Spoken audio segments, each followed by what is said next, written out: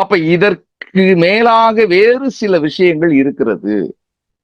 அதையும் நாம் இதோடு இணைத்துக் கொள்ள வேண்டும்.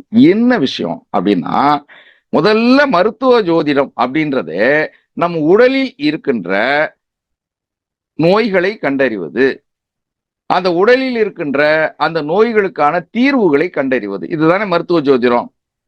அப்ப 108 நட்சத்திர பாதங்களை மட்டும் நம்ம பார்த்துக்கிட்டு இருந்தோம்னா நம்ம பாதி கிணறு தாண்டிட்டு அங்கேயே நிக்கிற மாதிரி ஆயிடும், இல்லாட்டி அங்கிருந்து விழுகிற மாதிரி ஆயிடும்.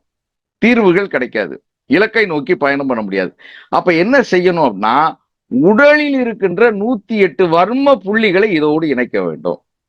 இன்னும் யாரும் செய்யல, இன்னும் யாரும் செய்யல.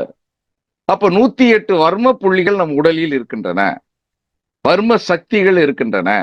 அப்ப இந்த வர்ம புள்ளி என்பது, இந்த வர்மம் என்றாலே அது நெருப்பாற்றல்.